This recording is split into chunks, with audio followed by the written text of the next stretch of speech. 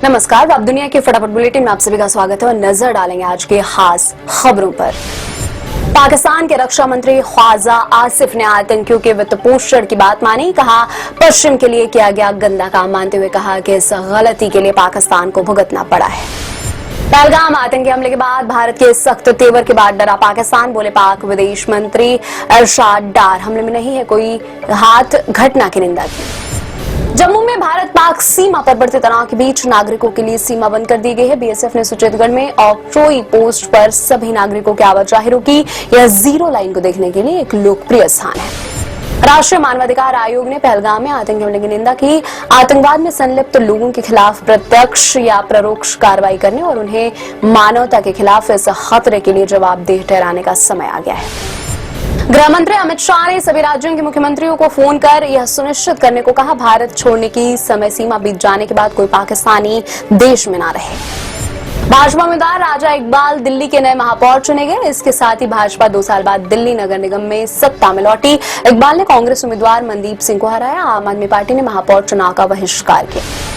Uttar Pradesh board की intermediate परीक्षा का रिजल्ट शुक्रवार को घोषित कर दिया गया। परीक्षा में 81.15% बच्चे पास हुए। इनमें बालिकाओं की उत्तीर्ण प्रतिशत बालकों के मुकाबले 9.77% अधिक रहा।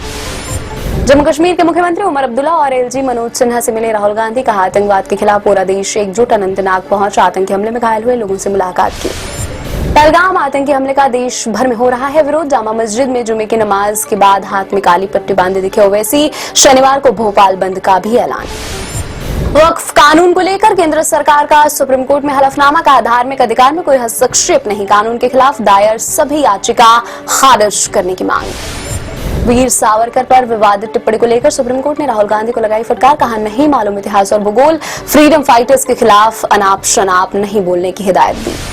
पाकिस्तानी सेना ने भारत पाक अंतर्राष्ट्रीय सीमा पर तैनाती बढ़ा दी। जम्मू में 13 चिनाब रेंजर्स और सांबा और कठुआ में क्रमशः 14 और 26 चिनाब रेंजर्स की अतिरिक्त तैनाती की गई है। पाकिस्तानी सेना अंतर्राष्ट्रीय सीमा और नियंत्रण रेखा पर भारी शस्त्रागार भेज रही है, जिसमें टैंक, स्वचालित तोपखाना और भारी हथियार शामिल है।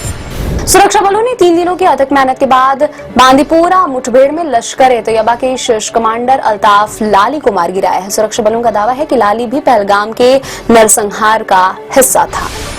पहलगाम हमले के 3 दिन बाद शुक्रवार को उपराज्यपाल मनोज सिन्हा और सेना प्रमुख उपेंद्र द्विवेदी ने जम्मू कश्मीर में सुरक्षा स्थिति की समीक्षा की। एलजी ने कहा, हमलावरों को इस कायरतापूर्ण कृत्य की भारी कीमत चुकानी होगी। बंबई हाईकोर्ट ने कहा, महाराष्ट्र के उप मुख्यमंत्री एकनाथ शिंदे के विरुद्ध कथित टिप्पणी को लेकर कुणाल कामरा के खिलाफ पुलिस जांच जारी रह सकती है, लेकिन कॉमेडियन को गिरफ्तार नहीं किया जाएगा। एआईएमआईएम के अध्यक्ष असदुद्दीन ओवैसी ने शुक्रवार की नमाज से पहले एक मस्जिद में काली पट्टियां बांधी और लोगों से पहलगाम आतंकी हमले के विरोध में काली पट्टी पहनने का आग्रह भी किया।